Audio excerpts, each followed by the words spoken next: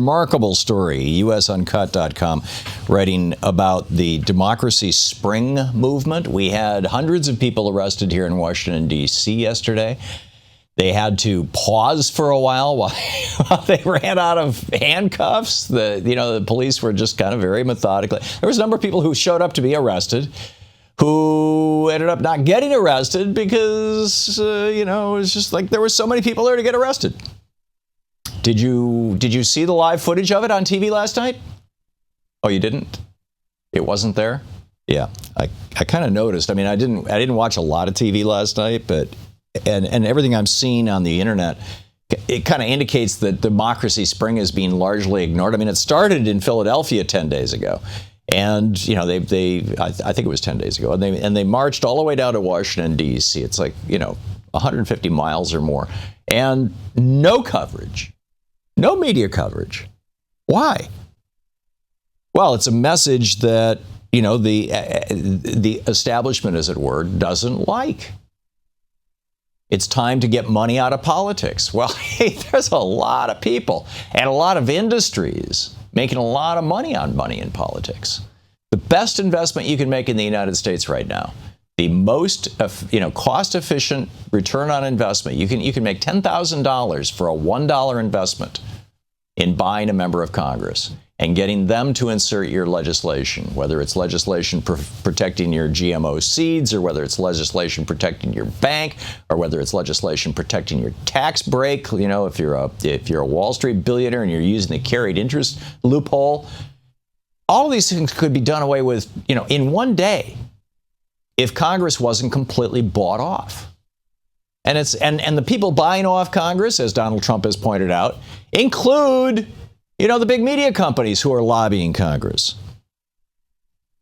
So the Democracy Spring hashtag has been trending on Twitter, over 53,000 tweets. They are, quote, demanding Congress take immediate action to end the corruption of big money in our politics and ensure free and fair elections in which every American has an equal voice. My question for this hour is, has our media become completely irrelevant? Are we all just going to Twitter and Facebook and social media and even email as the way to get our information? Because, what's actually going on in the world that might impact our lives is not being covered on television? Or frankly, in most cases, is not being covered on the radio? We have been here before, by the way. We have been here before where the mainstream media, the institutional media of a country is not telling the story of what's going on. And instead, there's an alternative media telling the story. And that was in 1773. In 1773, the United States was a colony of Great Britain. In 1773, if you were a newspaper publisher in the United States and you published something that was critical of Great Britain, you could lose your newspaper. You could lose your freedom.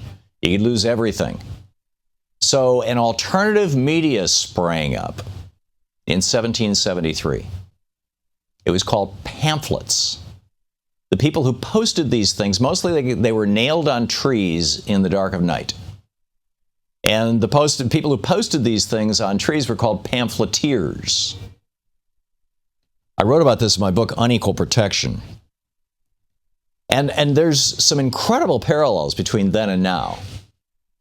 In 1773, here's what happened in 1773 that triggered the American Revolution.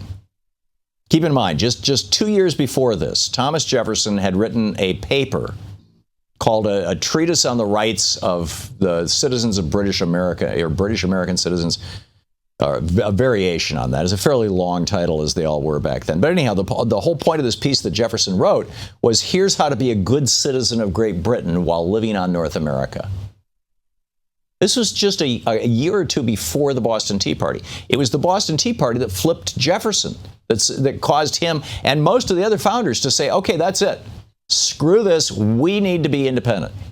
We can't deal with this establishment from the UK anymore.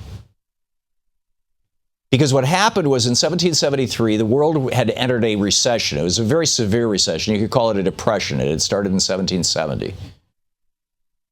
And this Great Depression had, it was wiping out the share values of the British East India Company, and most of the shares of the British East India Company were held by members of the British Parliament and the British royal family. This thing was chartered in 1601 by Queen Elizabeth I. Their first colony, the first colony in what we today call the United States and the mainland America, was in Jamestown. And Jamestown was, and this predates the Pilgrims, Jamestown was named after King James, who was the largest stockholder in the British East India Company. They named the state Virginia after the Virgin Queen, Elizabeth I, who signed the charter papers for the British East India Company. So the British East India Company was financially in trouble. So what did the Parliament do? The Parliament passed a massive tax cut for the East India Company. It allowed them to, they had already paid taxes on inventory they had in stock on tea. They had 13 or 15 million tons of tea, or maybe it was pounds of tea. Anyhow, lots and lots of tea in storage in the UK. And they'd already paid basically a tax on that. And this was a giant tax refund so that they could sell this tea at a lower cost than the smugglers could in the United States, and they could wipe out all the smugglers, all the independent tea rooms. So it was a Walmart effort. All right, this was the government conspiring with Walmart to screw small business people. And on May 27th, 1773, a fellow by the name of Rusticus, no doubt a pseudonym, posted this pamphlet on trees all around Boston. Are we in like manner to be given up to the disposal of the East India Company, who now have the assurance to step forth in the aid of the minister to execute his plan of enslaving America? Their conduct in Asia, he's talking about the East India Company, they were just ruthless businessmen. Their conduct in Asia for some years past has given simple proof how little they regard the laws of nations, the rights, liberties, or lives of men. They have levied war, excited rebellions, dethroned lawful princes, and sacrificed millions for the sake of profit. That's millions of people.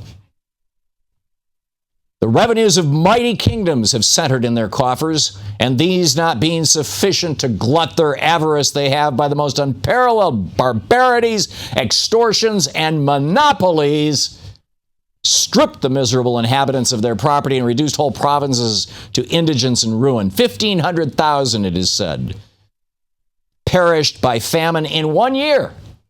Not because the earth denied its fruit, but because this company and their servants engulfed all the necessities of life and set them at so high a price that the poor could not purchase them.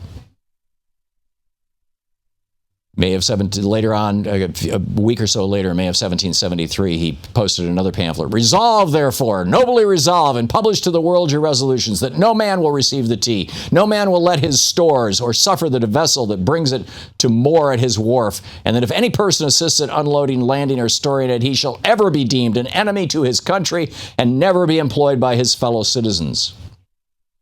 Another one, this was in October. This is just before the Boston Tea Party, October 27th, 1773. It hath now been proved to you that the East India Company obtained the monopoly of that trade by bribery and corruption. That the power thus obtained, they have prostituted to extortion and other the most cruel and horrible purposes the sun ever beheld.